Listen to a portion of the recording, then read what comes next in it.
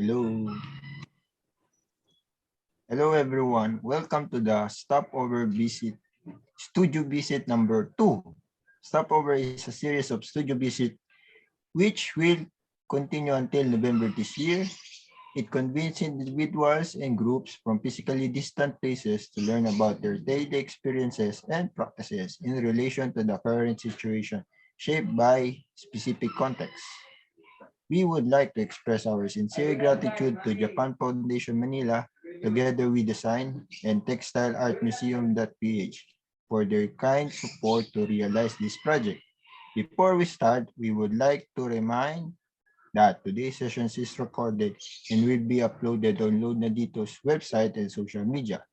We hope to facilitate casual interactions with all of you, so please use the chat box or raise your hand to join the conversation anytime. We aim to make this gathering a safe space. Thank you for your presence, participation, and sharing of your warm energies with us. Okay, so hello, good afternoon, good evening, good morning, maybe to some of you. Hello, this is Mayumi. I'm from Load Na Dito, and maybe Load Na Dito people can introduce ourselves. I'm joining from Cubao, QC, and Jerome. Hello, I'm Jerome. I'm joining from Santa Mesa, Manila. And hello, I'm Mark. I'm joining from Cubao also. I'm with Mayumi. Okay. And today it's our honor to have 4 artists whose studio we'll be visiting. And just to let you know, we have an option to display closed caption today. And none of us is native English speakers. So this automatic transcription might not be perfect, but it might help. So if you like to display that, there is a button that you can click. It should say CC. So please use it if you would like. Okay, so here I would like to introduce our guest for the day. So we have from Indonesia, Mira Asriningtyas, and Dito Yuwono from LIR. And we also have 2 guests from Japan, Anothai on Oupkum and Shinya Akstegara. So first, I would like to invite each of them to introduce their practice individually or collectively by mentioning some of their projects, recent projects. So may we invite Mira and Dito first? I'll stop screen sharing.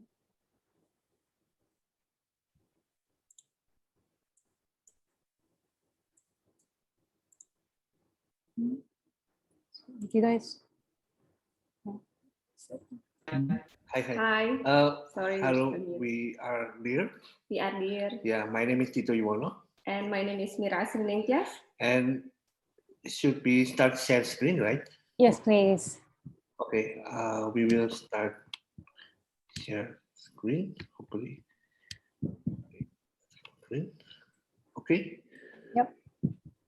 Okay, so in our individual practice, Dito is an artist, and I'm a curator and also a writer. This is here in the screen is the 2 latest publication that I'm involved in, and both are still available for purchase. Oh my God.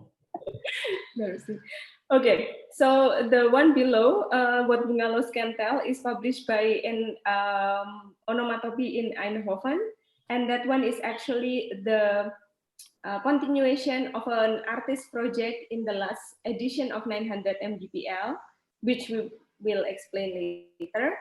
And the one above in the Breeze magazine, I write about grief or like potentiality of grief and collective grief and things like that in relation to the volcano. We will also explain about the volcano later. And then aside from writing, my other practice is, that's 2. Okay. My other practice is as curator. So I'm not an artist, I'm just a curator. And here are some projects that I curate outside Indonesia. yes, we don't prepare things that we curate in Indonesia. Oh my God. Yeah. Sorry for that too. So,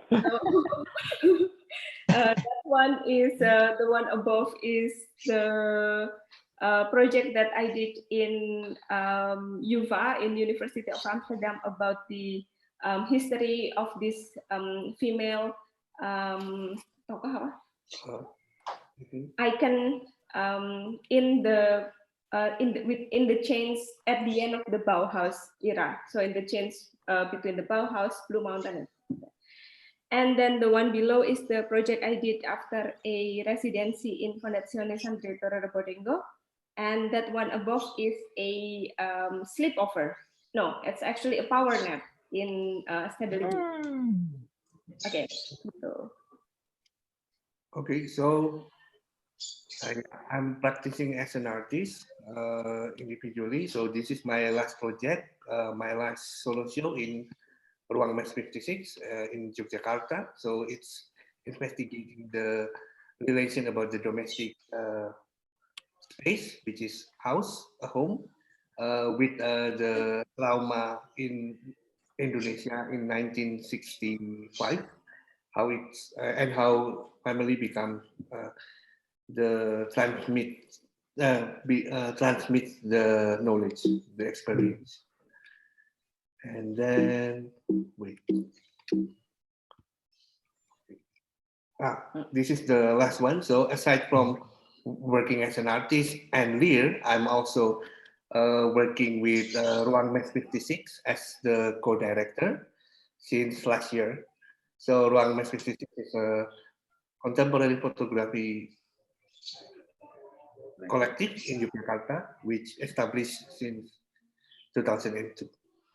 So maybe that's the the last one. Yeah, we forgot to. So our practice together. So since 2019, we closed 2019. Since 2019, we closed the physical space that we had that called LIR Space, and then we fully operate nomadically as a curator collective, LIR. And then these are our latest projects. The one above is of hunters and gatherers. That's part of the Pollination tree project. Yeah, Pollination project, which is happen between Indonesia, Vietnam, and Thailand. So the one that you see here, it's the one in Chiang Mai, Mayam. And then the second one is one of our latest exhibition, which is in 2020, right before the pandemic hits Indonesia. Continuation a site-specific project that we held since 2017, and also and also in 2019. It's called Transient Museum of 1,000 Conversations. It's kind of a movable museum of Kaliurang, because Kaliurang is under the volcano. We will play the short introduction video. So we will play. I will stop share and again sharing. Okay, so this is the 900 MD bell.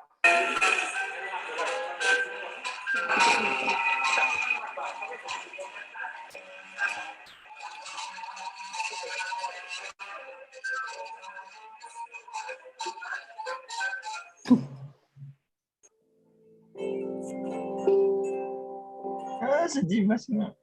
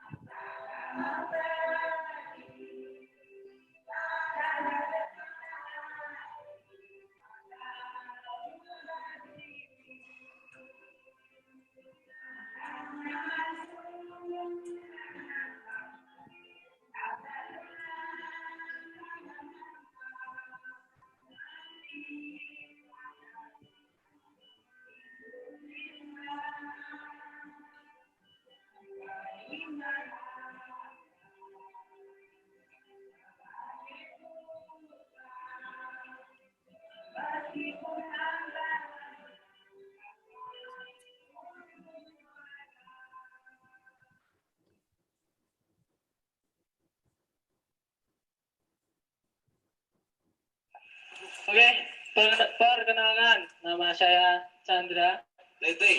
Kami dari Beatboxing of Jogja. Turun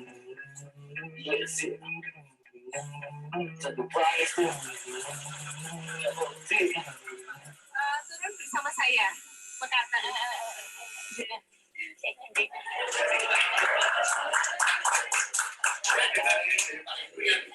Yang kebetulan juga ada di sini sejarah jadi nama dia. Karena sudah berbagi uang dengan karya dari Pak Ito. Selain itu, rumah ini juga adalah karya dari Mbah Saya mendapatkan banyak cerita tentang tinggalan-tinggalan yang ditinggalkan oleh masa Jepang. di sini tuh ya meng gede kantuk sih, wah.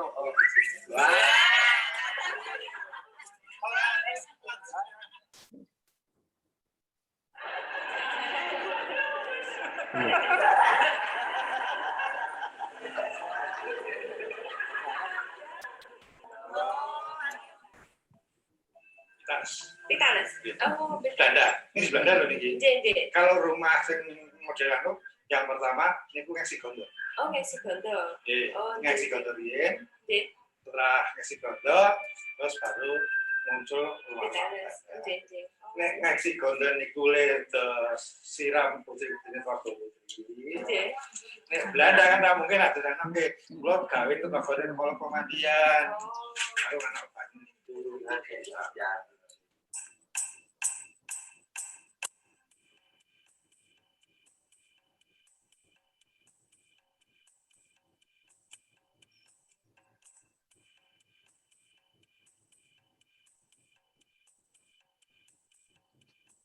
Pulau nih Pak.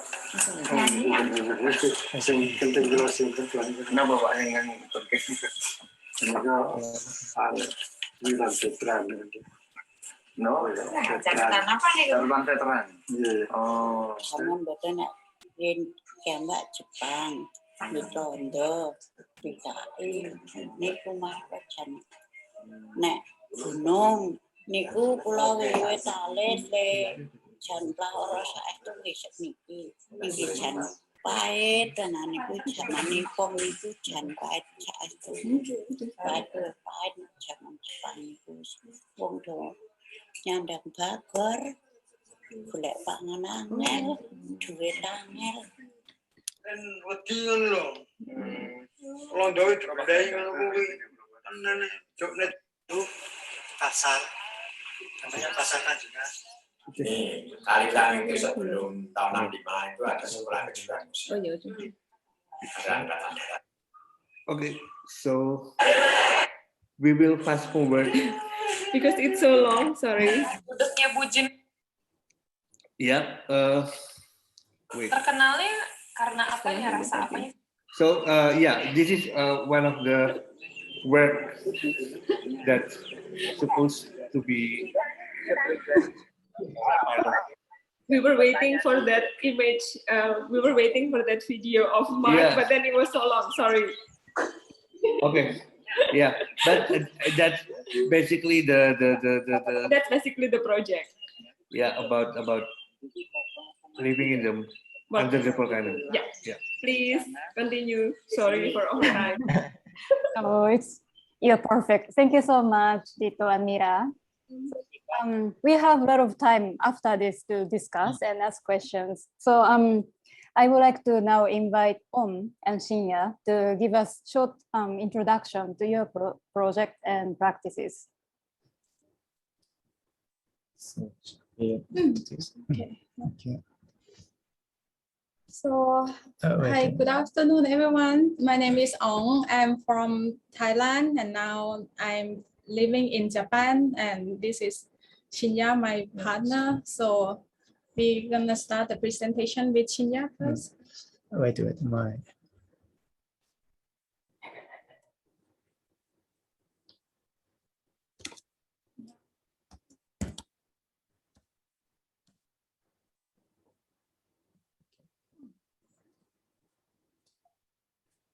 Hi everyone, thank you for having a nice talk show. My name is Shinya, research-based artist. And I would like to briefly introduce my career. I study at. Can you hear us? Can you hear? Can you hear us? Ah, Okay, okay. okay. Okay. Yes. Okay, I'm just wondering, the slide I'm seeing is on. Is that okay? Oh, really?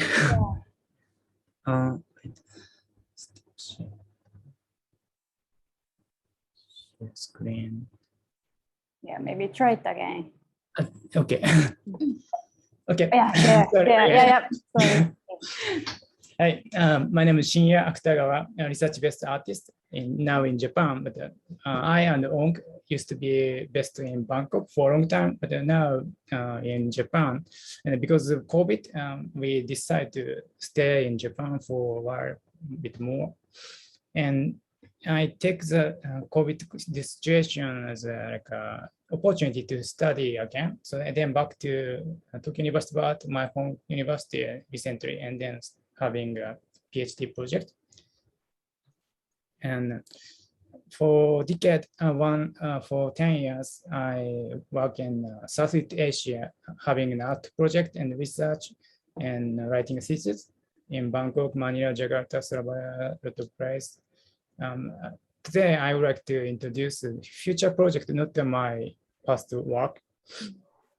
Now, I focus on the plants in the 21st century Asia and thinking about ecology and rootedness and planetary thinking. Rootedness means kind of indigenous idea or locality, but more wider, broader meaning of today's situation.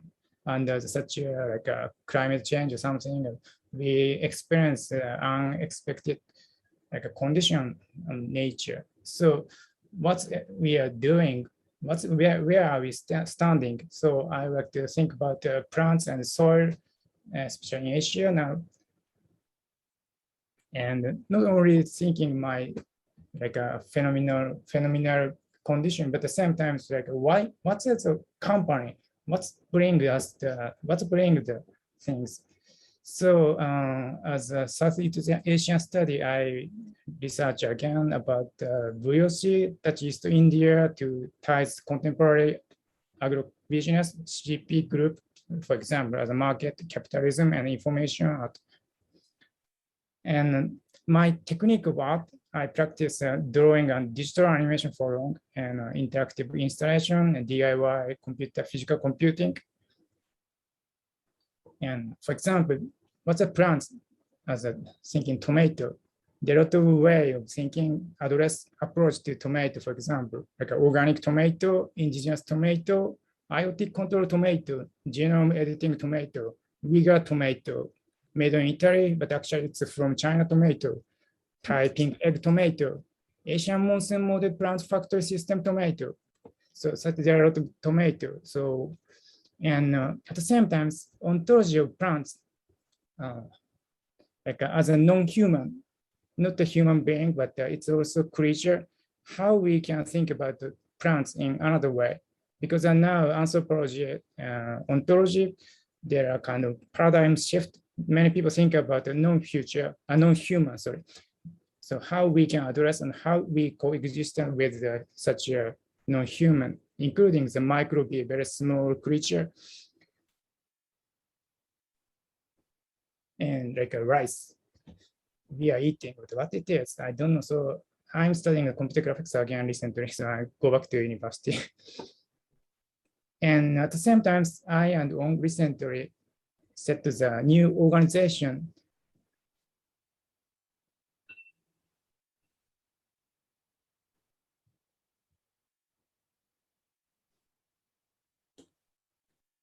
Farm food fiction.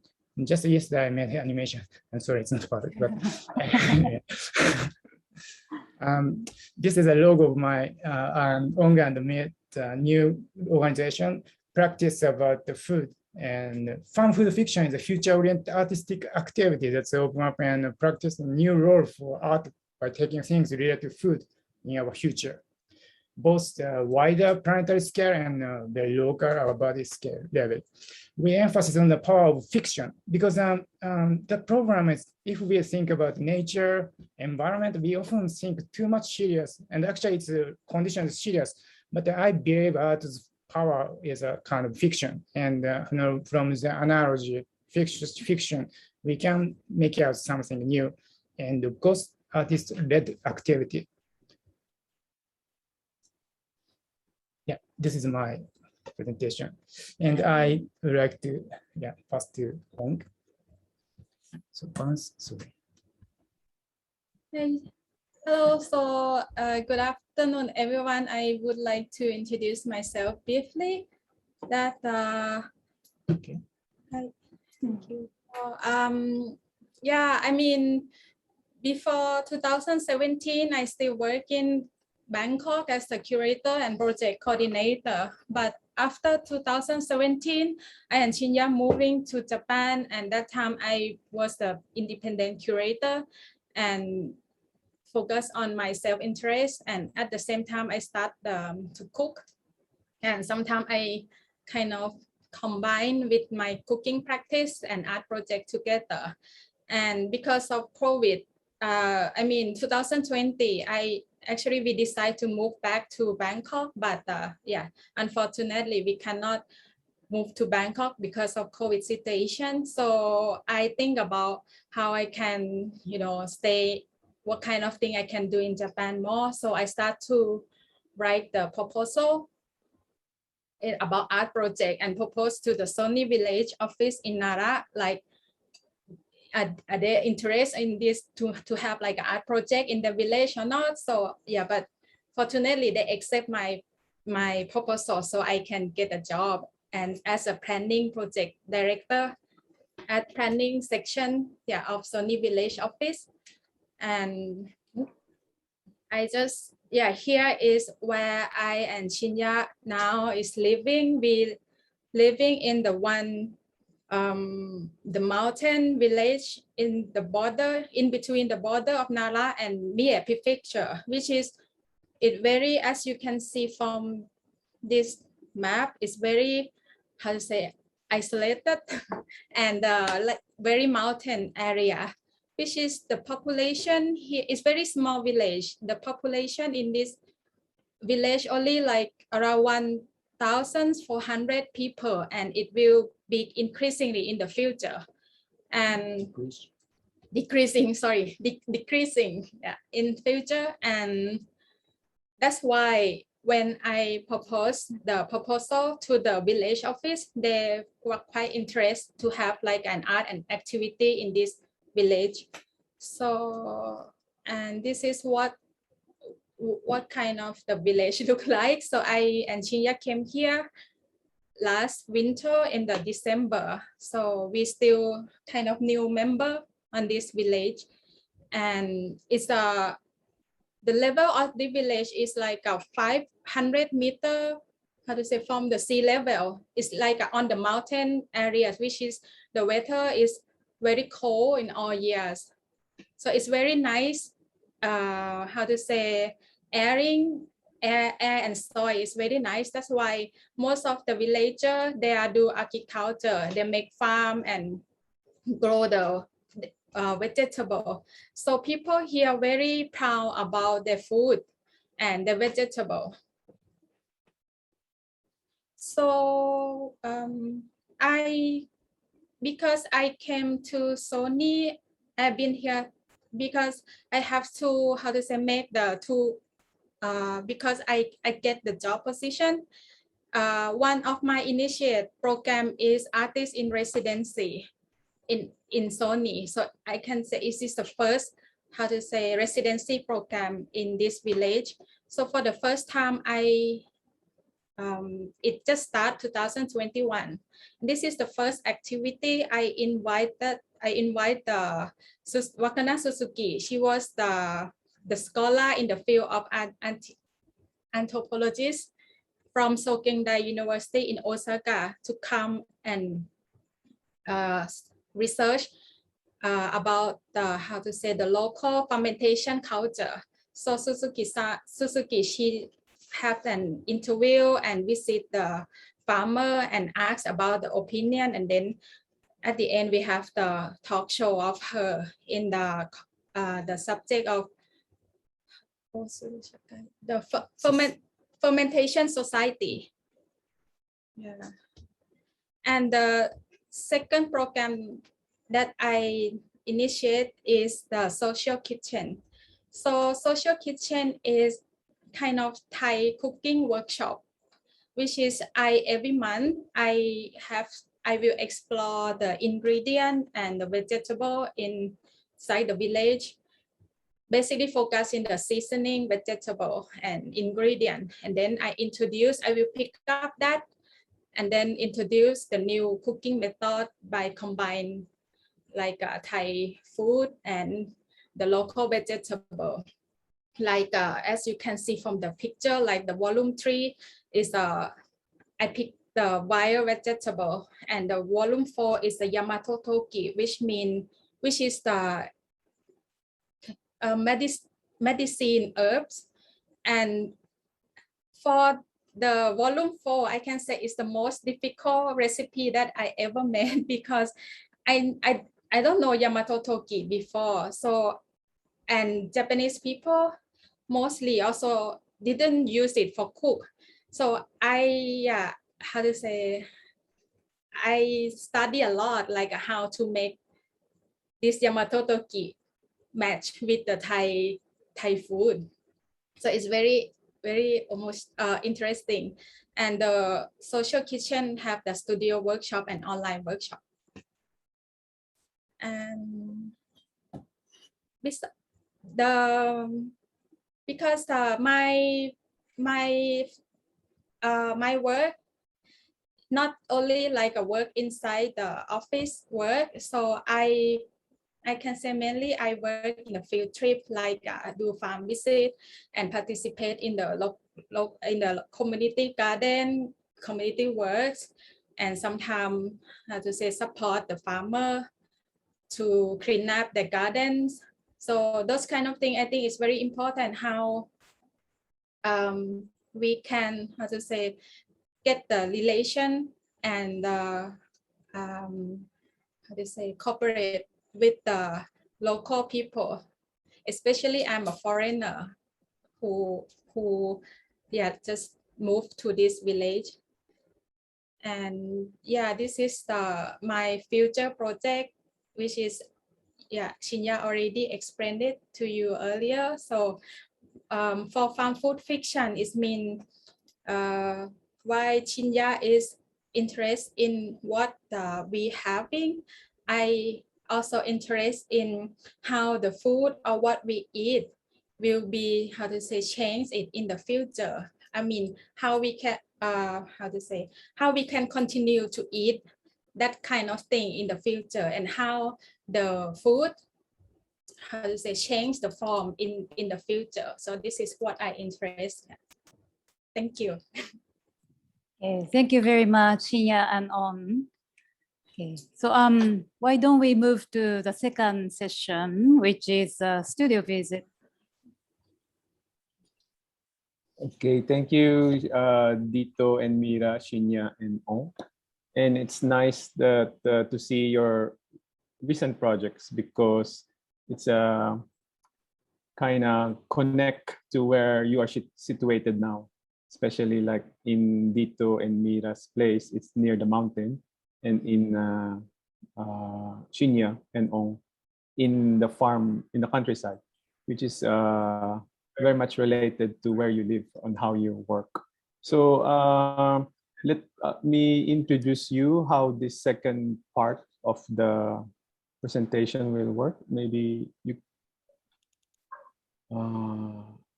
Mayumi or Jerome, can take out the screen share. Oh, this one? Yeah, is it Jerome? Sorry. So I just want to share what we are envisioning, what is studio visit will be is for this part 2. So we invited the 4 practitioners to send us images that they think can reflect what the studio is, or how their practice are being imagined or being affected by the situation around their place.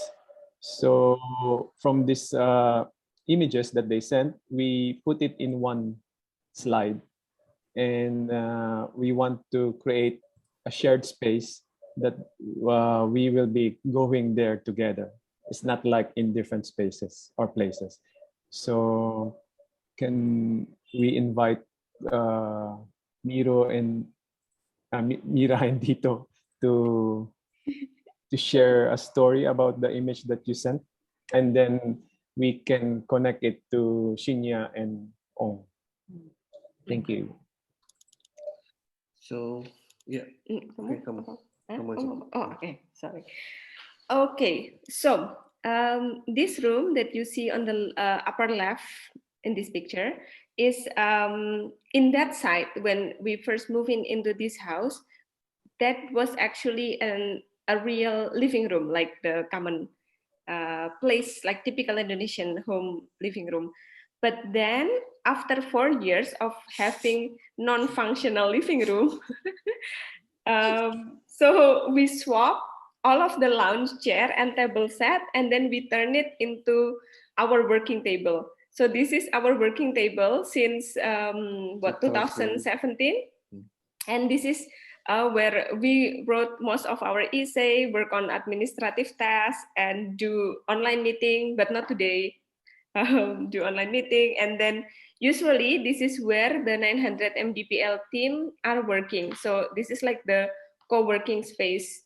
Also in this space, we can get the Wi-Fi from the hotel next door. So there is a hotel next door. So we can steal and we the can Wi-Fi. steal the Wi-Fi from that room only. Yeah. Okay, that's from our image. Yeah. Okay, so for my image is the it's okay. Sorry. Yeah, please. Sorry. Sorry. Just my image is this is the, how to say, you can see the mountain. I don't know how to call it, but this picture is like is located on the way between Sony, the village that I live in, and the supermarket, which is I have to, it take time like by driving for 40 minutes to go to the supermarket, and I pass kind of this street. It's kind of parallel road, and then we just every time when I drove past this scenery, I just think like, oh, maybe it's nice if I, how to say, take a walk, because it look like a very nice walking path. Then when we park in the car and then start to explore this abandoned path, we realize that it's not, how to say, it's not the walking path that the local villager prepare for people to exercise, not like that, but it's abandoned roads, because we start to see like the traffic sign or something. So yeah. Sorry, Jerome, sorry. When they talk, can we zoom into the images so we can see it bigger? Thank you. Yeah, sorry. Go ahead, Shinya. Yeah, okay. So yeah, both of us also stay in mountain actually. And Ong's image is like on the way of city and mountain we stay. And the image on the left top, it's a image of enzyme of miso. It's called koji. Chemical name is Orize or something. Because after I stayed in the Yama mountain, I participated in making miso, and I studied how miso is generated, and after I practiced making miso, and then I studied what is the koji. It's a Japanese signature that's make rice and beans fermented. So I'm curious what is the koji, and then I study on book and then Google, and then I find such a like a flower-like creature. Actually, it's creature like stick in the rice, and then like a spawn grow up, and then eating the rice, and then like make it miso. So I make it and that just make a computer generated image. It's a kind of experience in the mountain. Yeah, it's the interesting connection about how you send the photographs is the four of you works a lot with the idea of ecology or nature, like around you. And since we are talking about studio and studio visit, what do you think for you now is the idea of studio, or because it's how you work, right? So how you also think studio is where you also the thinking and production, and then you extended it outside. And I'm interested on how this affects your creative or intellectual process in making work. So anyone can answer.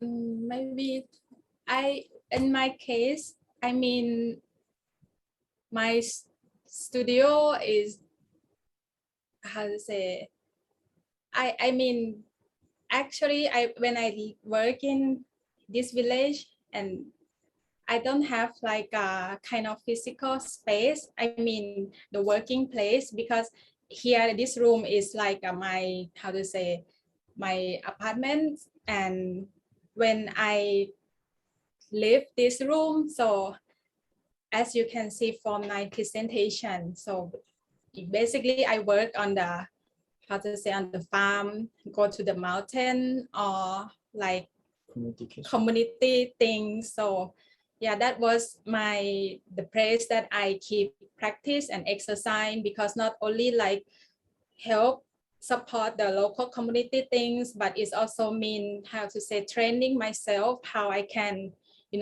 get along well with them, how I can, how to say, I honestly, I overwhelm a lot with such the scenery and such the culture here. So yeah, so for me, I still cannot find the, how to say,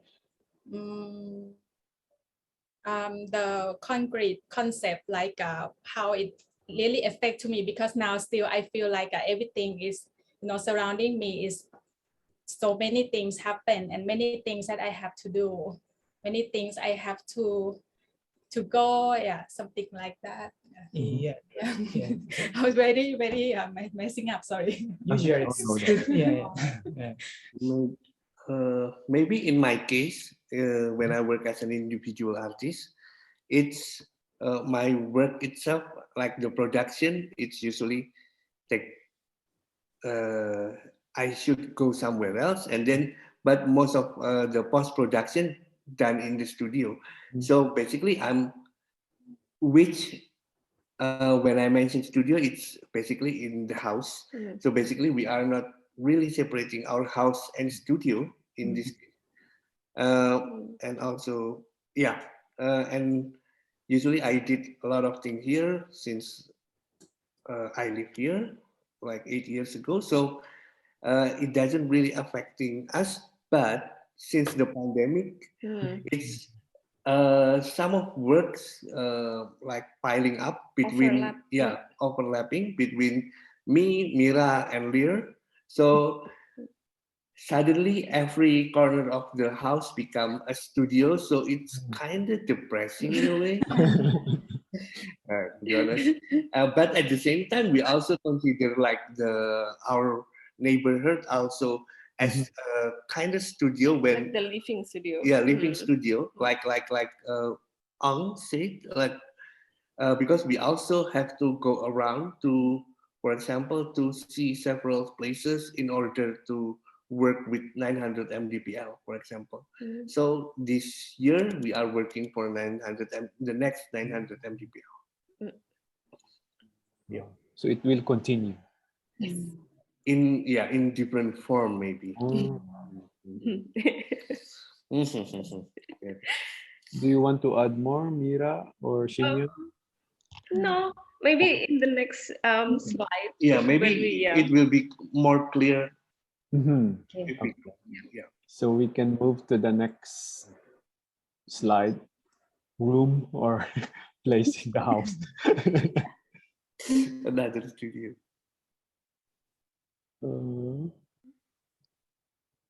Jerome, are you there? Jerome is on the beach. Yeah, but it's also in, while waiting for the. I can also screen share, Jerome, if you like me to. Yeah, maybe it's maybe better. Okay, so sorry, wait a second. Okay. We can, while waiting, and also interesting how Dito talks about domestic in your projects, no? Yeah. So The political space. Yeah, the first political space called home. Yeah, even amplifying this by the pandemic actually.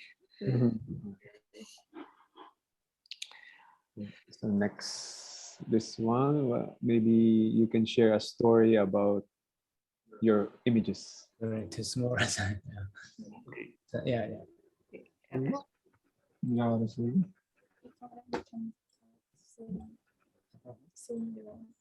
Sorry. Okay. This sketch note is mine, and I research on mountain, forest, and then I found the dead deer, corpse of deer, and stream on the mountain. And at the beginning, first time I actually swam the stream, and then I found the corpse of deer. I'm so scared, and I thought mountain water is very clean, but wow, beside me the dead deer. And then, but at the same time I scared, but at the same times I so fascinated. And then since then, every morning I visited the dead deer corpse, and it's gradually dissolved, and then many fly came, and then maggot is gathering, and it's so scary visual.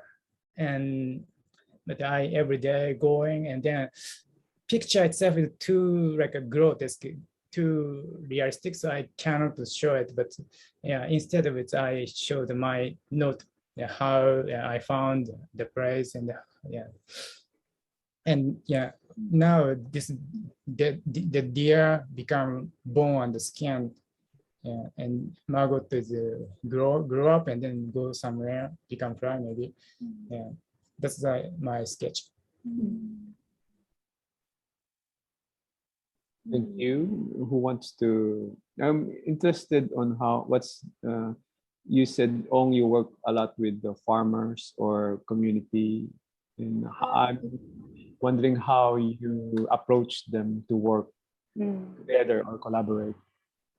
Yeah, actually, I have to give the credit to my coworker because they really helped me a lot. Because since in my village there was a few foreigners, so I really, how to say, and my Japanese language is not so, how to say, good. So my coworker, she support me to, how to say, bring me to visit the farmer or the villager.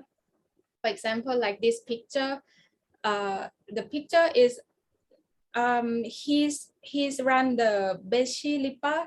The name is Beshilipa shop, which is the vegetable shop. So when we visit his farm, he showed me one area which is, as you can see from the picture, there's nothing, only like a glass.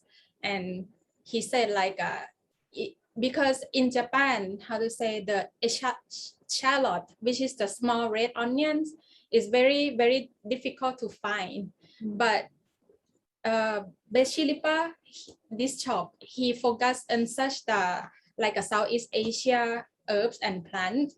So he grows something which is he don't know how to use it. So he showed me that in this area, and the picture is a under the soil is a lot of the shallot, the red shallot, but just he have no idea how to cook it or how to use it. So he just bring me to that and then start to dig it and give it to me.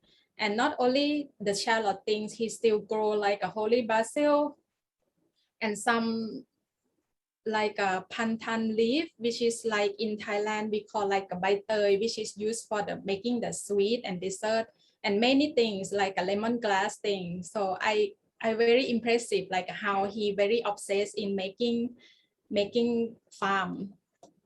Yeah. Thank you. And I know this place. We just had a debate on what to explain this space. Because actually, when we decide to close down our art space in the center of the city of Yogyakarta, we have to move all this stuff to our house. So we decide to kind of renovate our garage. So this is the garage. So it used to be a garage, and then we decide to renovate and to put all of the things from the city here. But I thought this space at first as a like a cafe-cafean. So cafe-cafean is mean like feels like cafe, that kind of feel. So you can. So Dito think this is a leisure room. Leisure room. But then this room is actually connected with the artist in residence room. So we have like a room where the artist in residence usually stay, and this space is connected to that room. So I always thought that this space is actually the studio for the artist in residence. So actually, we're still debating on that, but by since the pandemic, it becomes the studio. Since the pandemic, it's fully functioned as a studio where we take videos and do a lot of things here. So it feels more studio, even more. Yeah. Even more when you were here, Mark. So when you see that, that's pretty clean, but right now it's actually a mess. Actually, it's not that clean. Yeah, so it's nice also to share how you use the different parts of the house, and also in a way how the community with Ong and Shinya, you work with them in different contexts. So I think we can change the slide again to Jerome because so we can have the Zoom function. Sorry, technical problem. But while waiting for that, I want to ask also how, the idea of your places or houses becomes the domestic as a studio. You, Ong and also of course Shinya and LIR, you work a lot with other people, and you share your studio or house.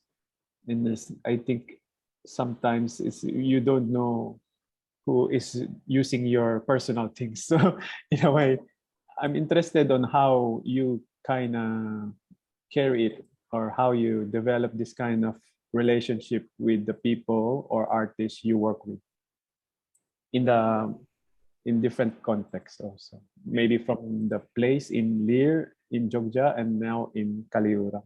And with Ong and Shinya, you work with in people or artists in Bangkok and also now in Japan in a small village. So from the urban to rural, I guess, something like that. And why did you choose to be in this context?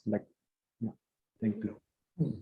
I think in the case of LIR, when we were still in the city, the people that's coming is pretty much random, right? And everyone can just come because it's an open space. It's a restaurant too, and also the art space is always open. It's public. It's public, yes.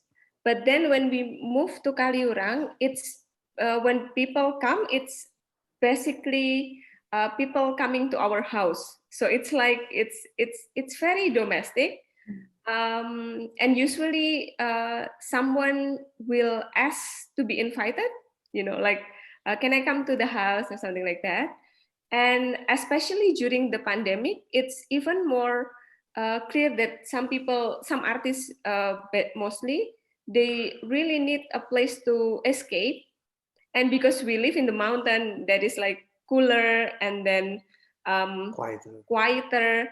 And then because basically we don't go out much, and then people feel this is like a safe space that they can escape for a while for either to discuss about their work or like a lot of people do that. Yeah. They come to just like a curatorial consultation, but not really, or just bringing their family here. So especially the one with child. Yeah, especially those artists with child, they come because also we have rabbits, and then we have like a space where the children can run away.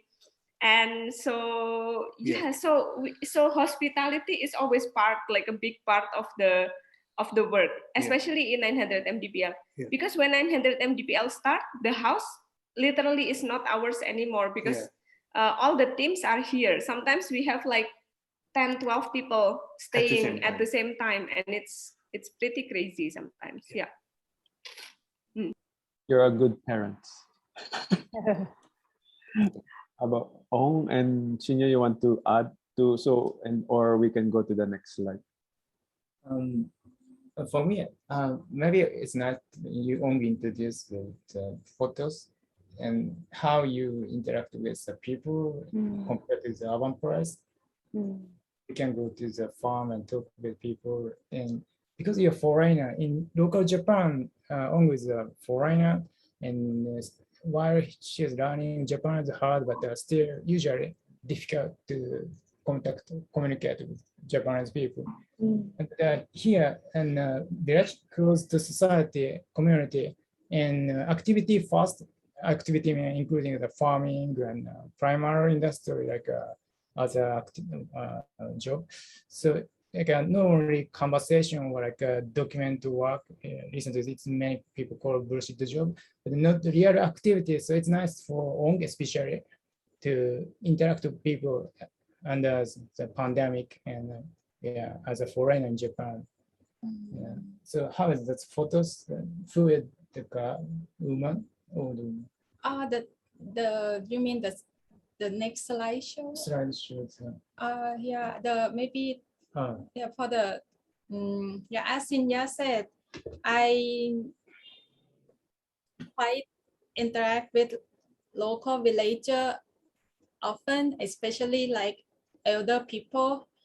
And at first, I think that because the COVID situation in Japan also is very, very, very serious as well. But I don't know, somehow in this village that I belong to, most of people, they are doing like outdoor activity, like go to farm, and they also not just like go outside just because to do their work, but they also like go outside for like a relax because it's a mountain area, which is nice scenery. They do fishing or like, just play the water in the river. So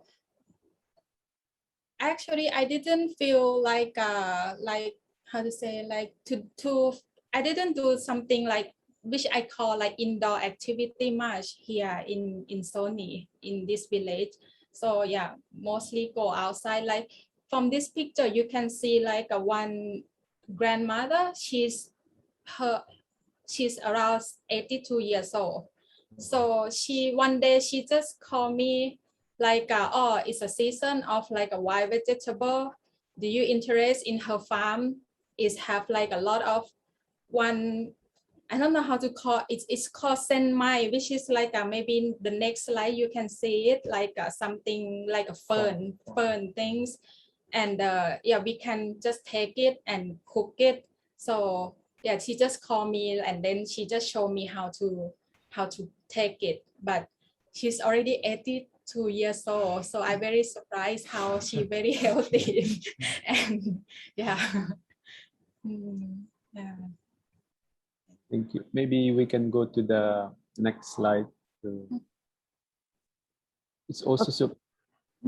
Talk about these images now. Next slide. Next photograph.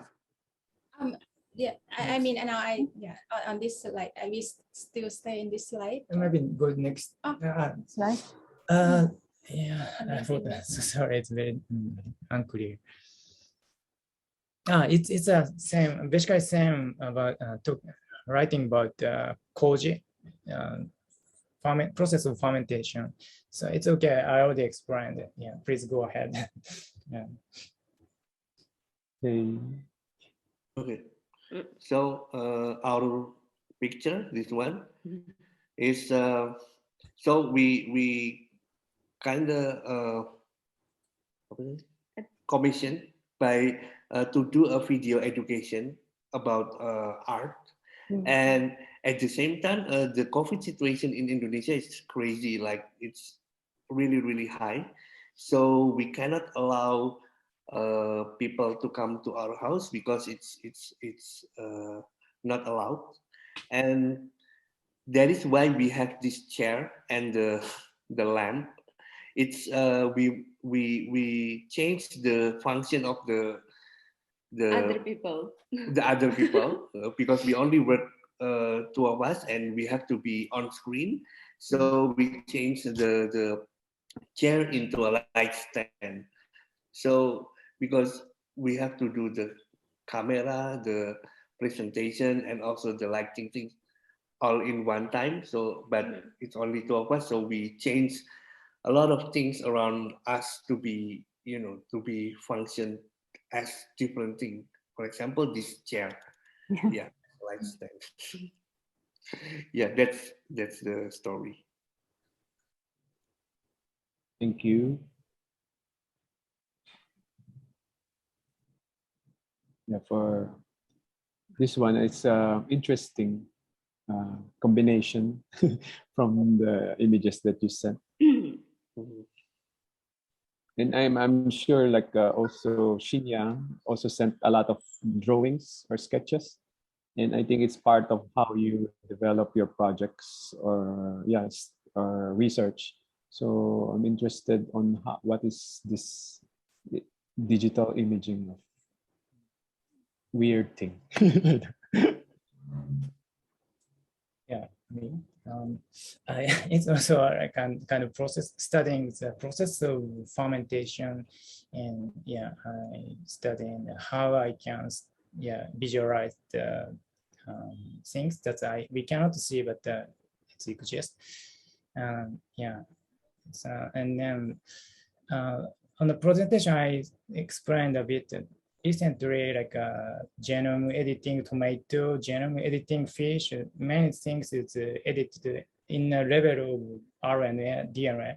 So it's very mysterious. Even though I understand the mountain, the people engaged in agriculture, but in reality, market itself, and especially recently at university, scholar and company collaborate and then making a new product that's consumer, ordinary people like me cannot understand what is going on. So then it's a kind of learning and then visualize at the same time. It's microbe.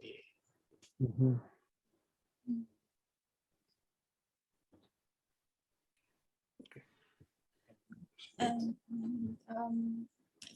my picture is it's this picture. I'm staying in Nara city, which is like the how to say, it's have the idea as a logo of this prefecture. So I never been to the Nara city before I took this picture. So I'm very exciting and looking forward to see a real deer. So well, and I saw the trace of this footprint, which is I assume that maybe it's a deer. Oh, a dog, I don't know.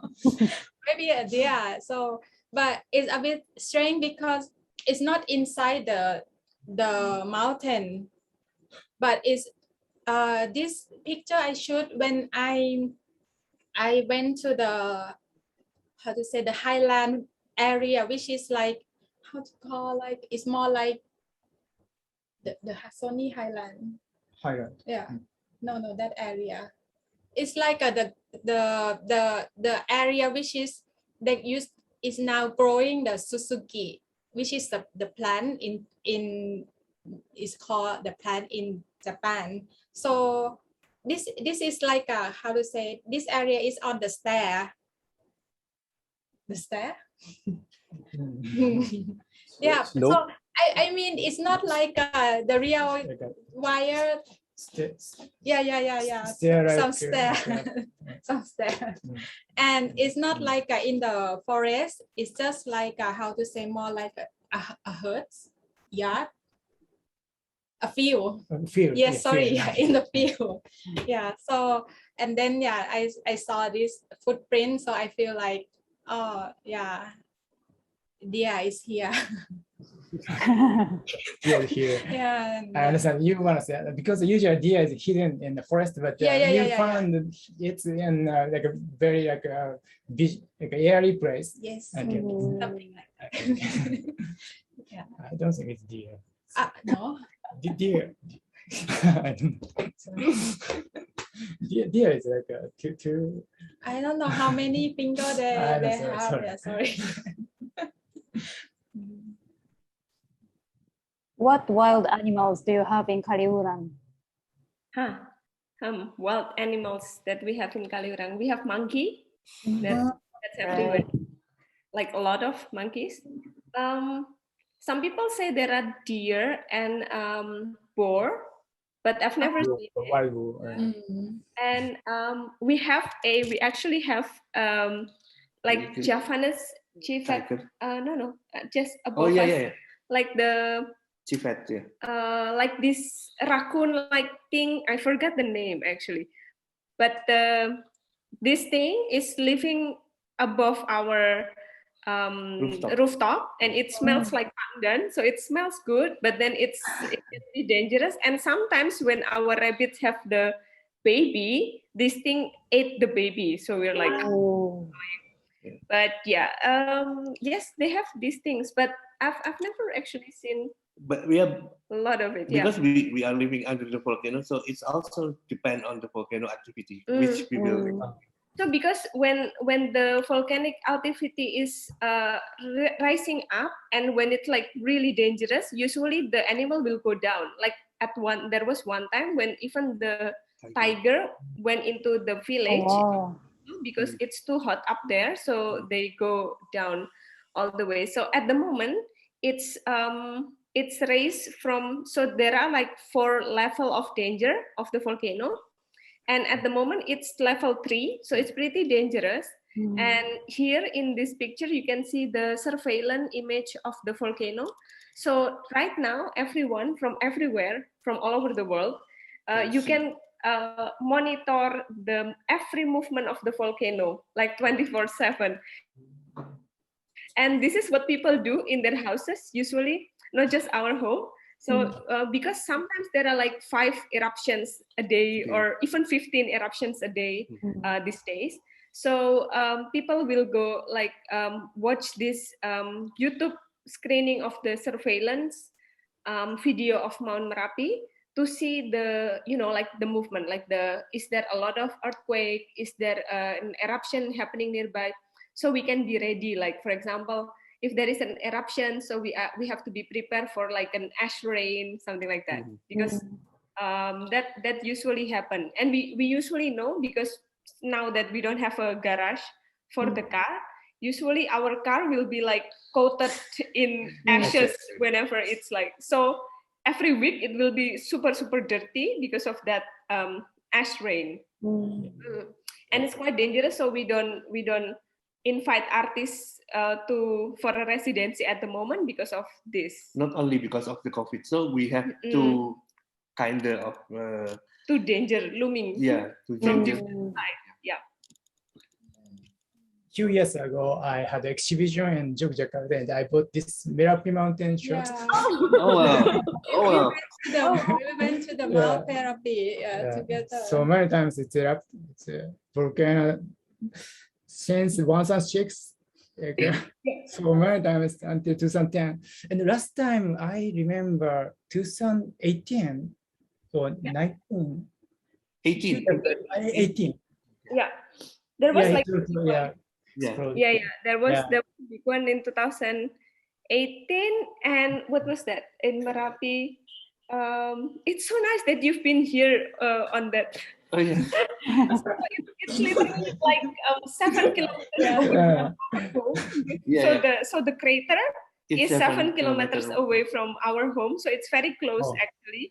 And right now the dangerous level is up to 5 kilometers, so you cannot go near 5 kilometers away. So we are still 2 kilometers safe, basically, at the moment. And we really want to go to Nara for the deer. Yeah, that's a project. Yeah. Okay, continue. Mountain project. So I think both of you, the couples, are living, practicing the context of survival, because like anytime the volcano will erupt and the countryside, as you mentioned, the population decreases and no one will take care of the older people or something like that.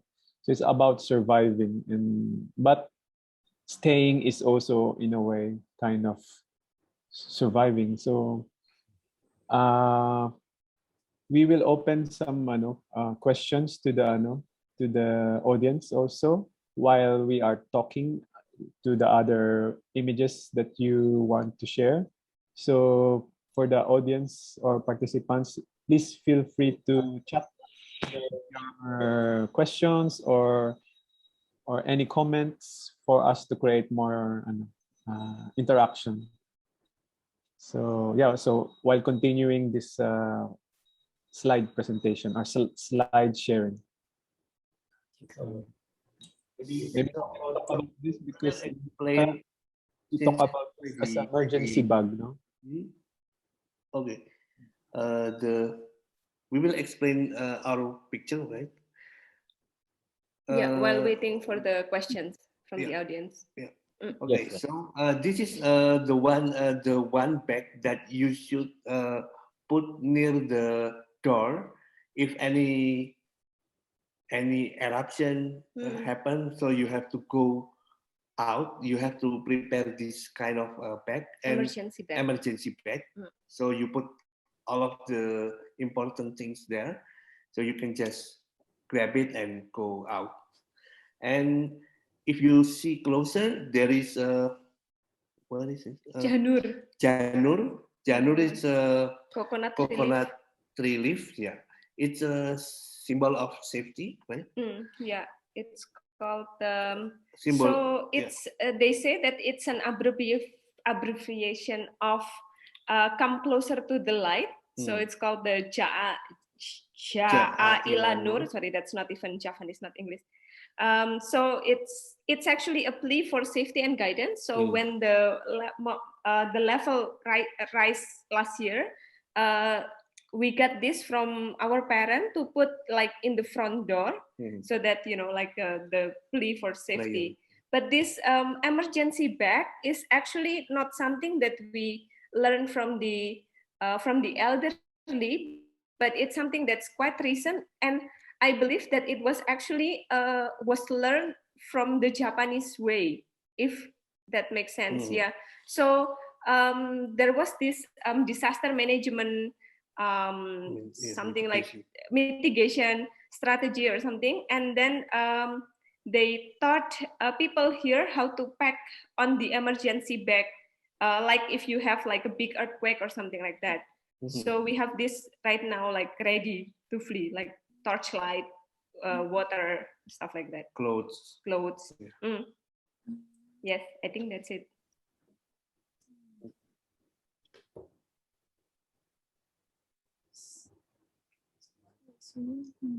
Yeah, it's also my sketch about the tomato and field trip on the riverside, and then what? Yeah, and on the bottom one image of plastic bottle, it's a kind of chemical for killing the grass. Yeah, that's one. Yeah, and a very beautiful river. I found that's a plastic bottle of remnant of the this chemical, and it's a very notorious chemical. It's called Roundup. Used to be made by Monsanto, and this Monsanto is very notorious. It's used to make Agent Orange in Vietnam and like many things like aspartame. So, and recently many people like protested and make using this chemical. So just I found even my circumstance, so I'm a bit scared, and then I just take a note of that. Yeah, and for my picture, this is the same Mai, which is the fern that I mentioned earlier. So actually, it's very difficult to get, and it's very difficult to cook it as well. And it's difficult to distinguish like which one is female and the male, because it looks similar each other. So when I start to take it, I don't know like which is male and female. This is because it look very similar each other.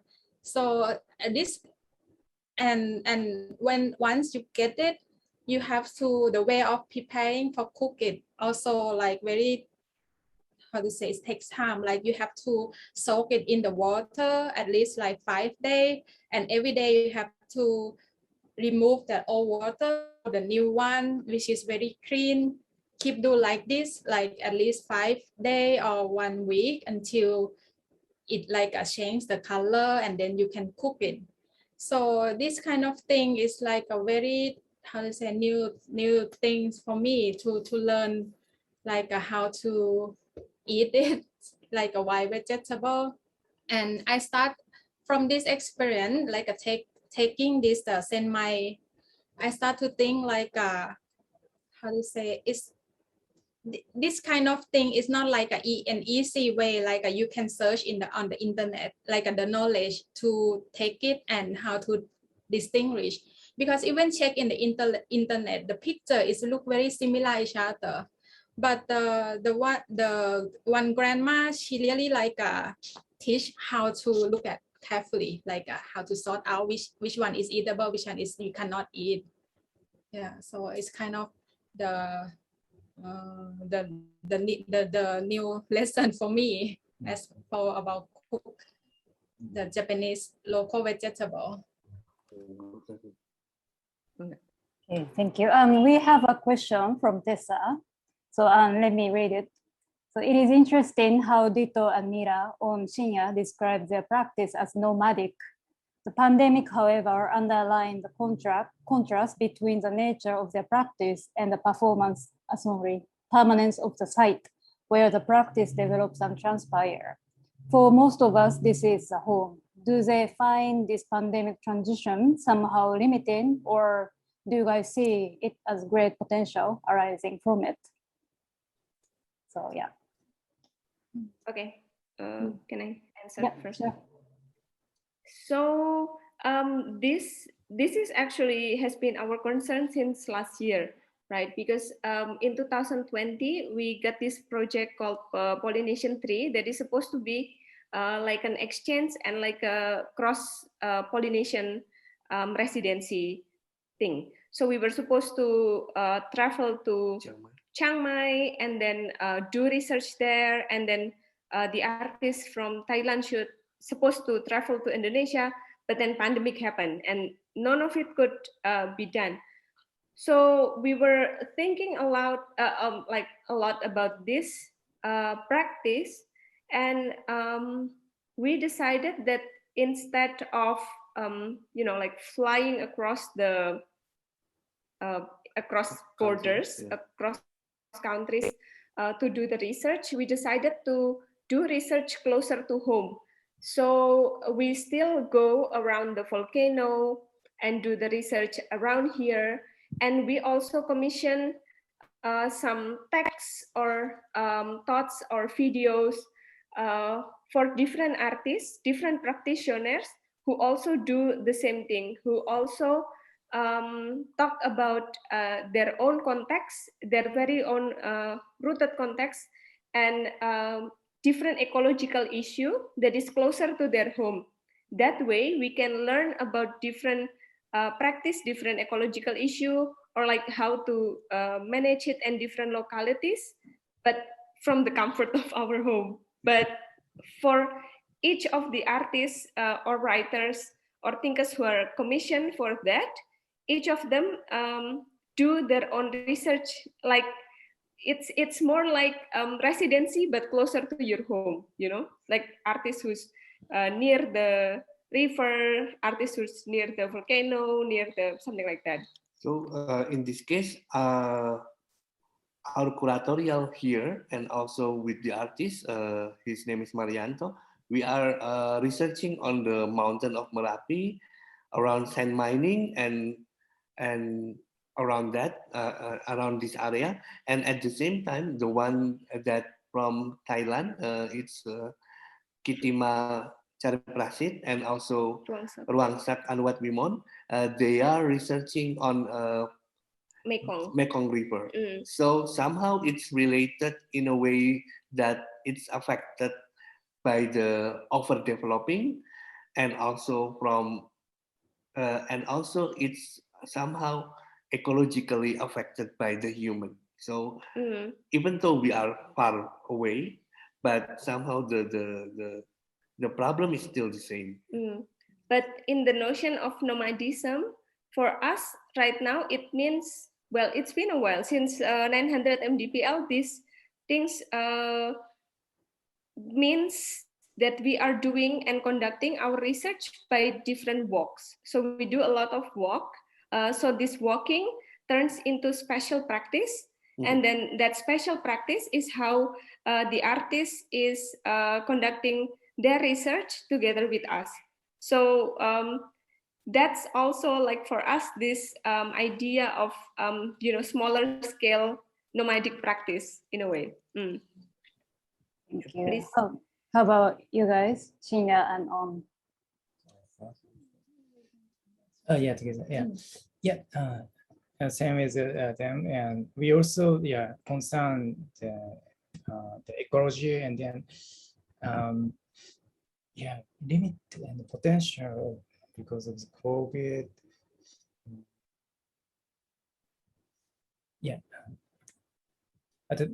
Same with my presentation. I would like to research my circumstance, my neighbor, very close relation with nature. At the same time, there's a big global issue, and not only UN's recent climate change or something, but we have to think about the way of consuming and way of having food and a relation with the nature.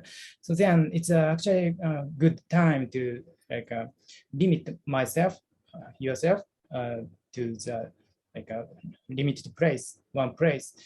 So but actually before the pandemic, I went around. I and Onge went around the world and then had an exhibition project, and especially Southeast Asia. But I also, apart from my art project, I also wrote a thesis about Biennial Art Festival in Thailand, in Chulalongkorn University, Bangkok.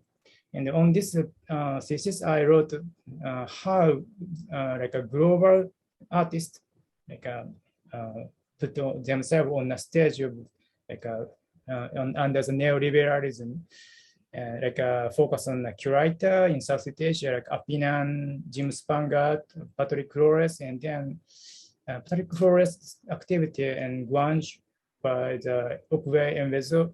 This is such an important curate I research, and then how Thailand attains modernization and how transculturation happened with contemporary art, public art.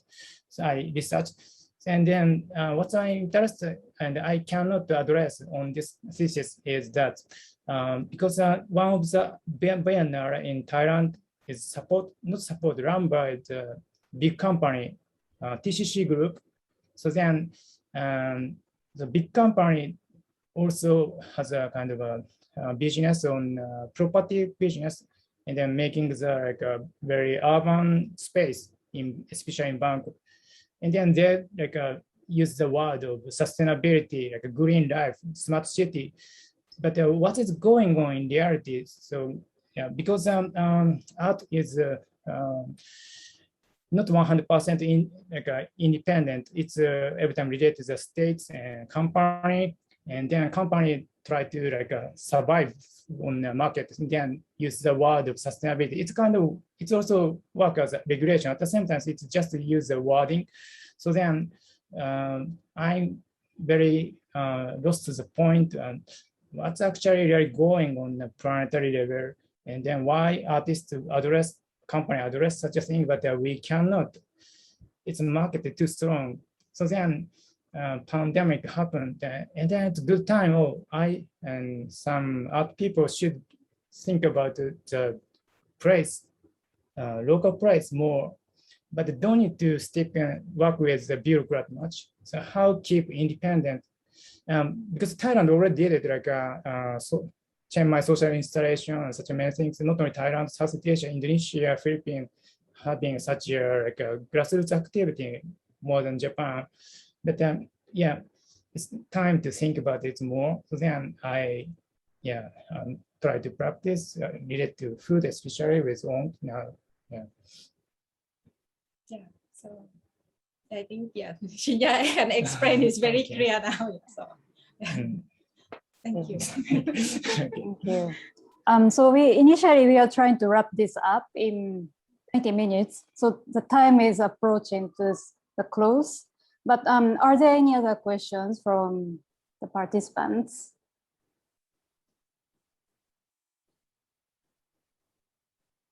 No. Okay. I would like to ask one question to both of you. I know Mira especially comes from the neighborhood or the area, right? That's where you grew up and you have family. So maybe the level of trust with the residents is something that maybe you established when you were growing up. But my question is something to do with how you establish trust and how you maintain that. And for the case of On and Shinya, you guys are kind of like outsiders, right? And not intruding, but you are very alien to the community. And how do you, try to establish a trust? And how do you try to sustain it? Because from what I understand, you guys are not planning to stay there forever, right? So it's just a point in your nomadic practice. So I would like to hear about your thoughts on that. Anyone? You can't talk about the thing. To extra with the trust. As an alien here. Actually, I'm not sure that I do the right way because at firstly I try to speak their language. That was, I think, is the most thing that I have to do now to kind of extract it. It means make the conversation improper, because I still was struggling on this kind of issue, because not only like how I realized that not only ability or how to say how you are optimistic into something, or what kind of your own ability have if you cannot speak or communicate to the people. So in my case, it's not just like how to show such a nice character, but how I can explain what I'm doing now to them, because as my job as Sony or social kitchen, we need to interact with a lot of people, because it's not just me and audience, but it's mean how to call like the farmer or the elder people or like the factory, the people who work in the factory, which is they have like the local wisdom, and I need them to support my program. So I trying to, how to say, not, first thing is about communication things like language, and the second one is, I mean, I trying to be involved with the activity. I mean, in the village, there are a lot of charity activity, like they were gonna grouping, cut the glass, grouping to clean up something and making like a kind of the garden community. So even if not happen in my area, which is my apartment located, so I trying to, you know, be hand and support them. And it's often happen like when some people start to talk with me, I cannot respond, because it's not like a kind of working conversation, which is you can guess like what they mean, but it's more like some daily conversation that they start to watch some like a TV program, some news, and then they want to share with you, but I can't answer or respond proper. So I mean, I think for continue it, I think for myself, I will have to be like more open, and I mean, a lot of things I still have to, you know, learn. How about Shinya? You also. I don't know. I'm every press and Hungarian, but I'm sorry. It's okay. No comments. No, no comments. Sorry. Yeah. Sometimes, you know, I'm also here in the Philippines and I don't speak the language. So I think I kind of share with I mean, though people here speak English, so I can communicate, but it's also a form of respect from my end, that I feel that I'm so relying on using English. So I'm trying to learn it, and I don't expect myself to be so fluent. You know, I can't imagine that, but it's just one step that I think, you know, to show my respect to the culture that I'm, you know, attached to now. So and sometimes it's not just the language, you know, like I would have difficulty if I enter a new community in Japan. I know the language, but that's sometimes even harder to establish trust. So I think you guys are a good combination, you know? Like Shinya has a language skills and has a different way to communicate. But actually, it's first time I'm staying in Kinki area, Kansai area. Totally different from Tokyo area. How is it different? I'm from Kansai. Osaka is fine. I think Osaka people, it's not so difficult for me, but no, sorry, no comment. Okay, off the record. Maybe culture is very different, I think. In Kyoto or Nara, it has a very deep culture, tradition, history. So because I'm Japanese, I know the history. There's no problem. But maybe sometimes just feel difference. But for me, as Mayumi said, like sometimes because my language is not Frenchy, so somehow it's also, how to say, it's kind of advantage for me too. Like it makes it easy, because you know, such like a culture proper. Somehow I cannot do it proper because I can make like because I don't understand, I'm foreigner. But I think it kind of creates marginal space for misunderstanding and miscommunicating. Like that's something maybe people can also be ready for when they're communicating with someone who don't speak the same language. So yeah, and I think that's where your practice comes in. Thank you. Can I hear from Dito and Mira? Maybe your situation is similar to what's happening in Nara, like bit smaller community and in the mountains and bit far distant from the city center.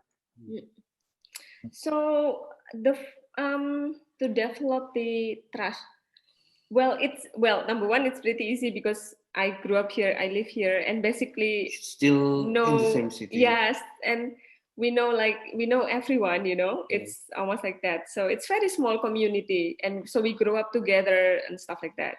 But to create the project, it's different. For the first 900 MDPL, we try to invite people in. So we try to invite like the younger people to join us, or like invite some groups, for example. But what we realize is that that's not how it's done. To meet people, you need to meet them where they are. That's something that we learn. So the second one, we do it pretty much that way, more on that way. So instead of inviting people to come, because probably they are not, not comfortable to talk in the setting of our home that is considered like a semi-art space where the artists are, something like that. So instead, we come to other people's home. So we come to where they are or to their community, and we listen to them. And after the first one, so after we did the first 900 MDPL, the first one, some projects can very much, community engage in the process of making. But it's not until the project was launched, because when the project was launched, then people understand what we are trying to do. Yeah. So they see, and then they go like, oh, this is what you're trying to do. And then after that, they're looking forward for the next one. So we get like questions all the time now, like, when is the next one? Are you doing the next one? Is this not the year for the third edition? Why are you not coming to our home? Something like that. And some people even complain, that we come a little bit too late to their home. For example, like, oh, why didn't you come last year? Because last year I still have good memory, and now my memory is like fading and like failing me. And that for us is like pretty sad. And also maybe the first one is pretty much difficult in a way that we have our own practices that it's not they are not familiar with. For example, the art that we are practicing, it's not really object-based, for example. Meanwhile, here the local artists, some of them are painter, or for example, the crafter, like the one who made sculptural, and also they experience art in different way.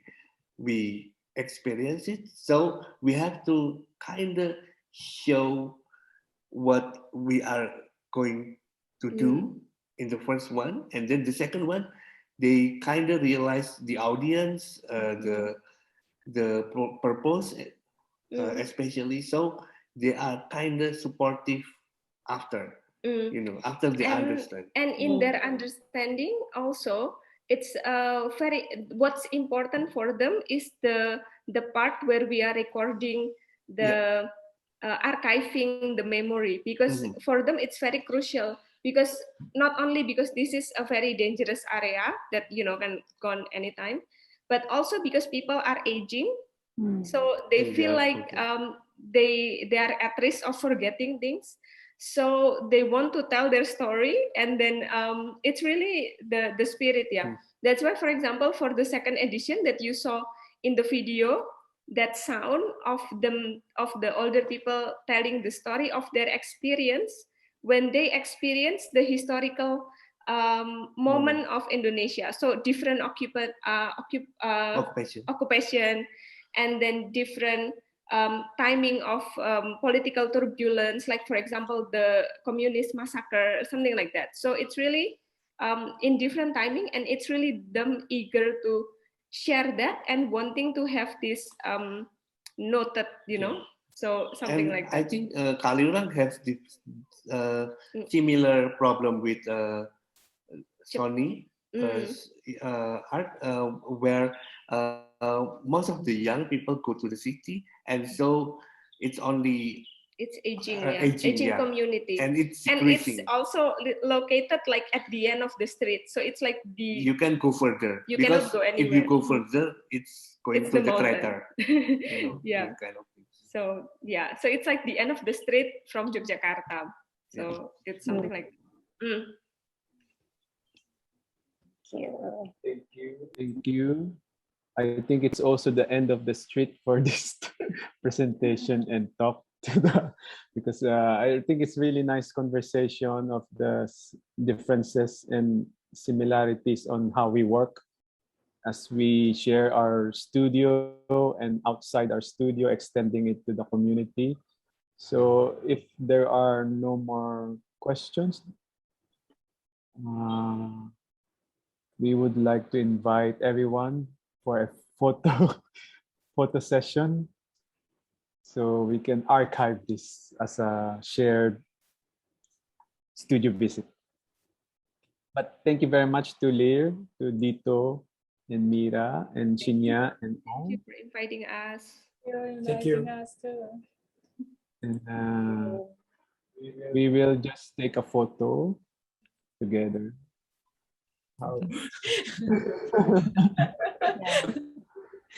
And thank you very much for everyone who participated.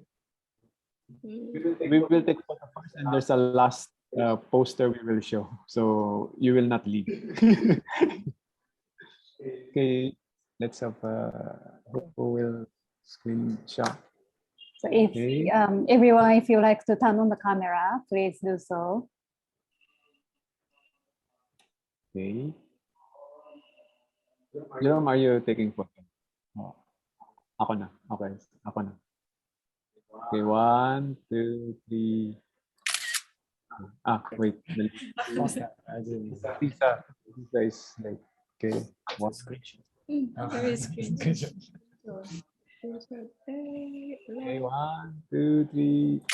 Yes, thank you. So we will end this by sharing the next session. Maybe we can share a slide. So the next session of Studio Visit number 3 will be on September 25. Same time, 2 p.m. Philippines. It's with Jazel Christine, who is here in the audience. Kuyuka Shindo, and it will be moderated by Sus Basco. So thank you very much again for your time. And we had overtime, which is good because we really want to talk and share our experiences. And thank you. Thank you. Okay, bye. Bye.